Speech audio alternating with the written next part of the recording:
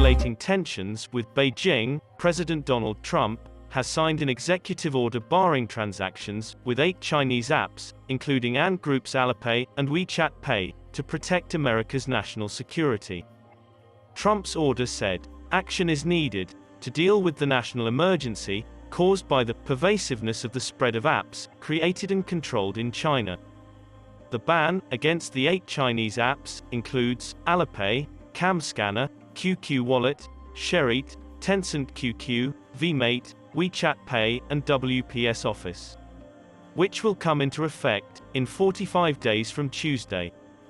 Even though the order is to act within 45 days, but the department plans to act before January 20th, before Trump leaves office, to identify prohibited transactions. The move is aimed at curbing the threat to Americans posed by Chinese software applications, which have large user bases and access to sensitive data.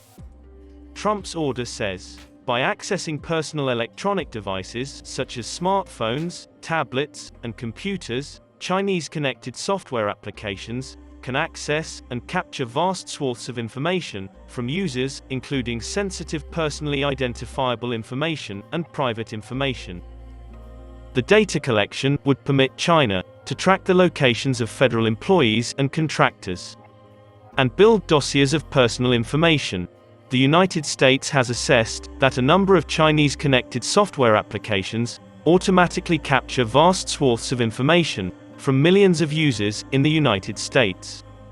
Last month, the Commerce Department added dozens of Chinese companies, including the country's top chip maker SMIC and Chinese drone manufacturer SZDJI Technology Co. Limited, to a trade blacklist.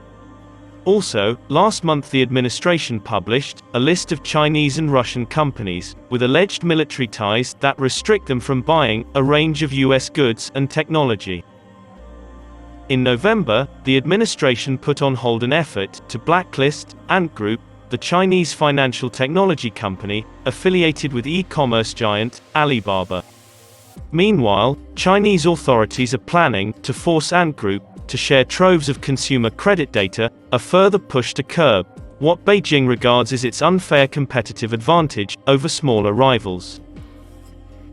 Beijing's diplomat, Wang Yi, said, China's relationship with the United States has reached a new crossroads and could get back on the right track following a period of unprecedented difficulty.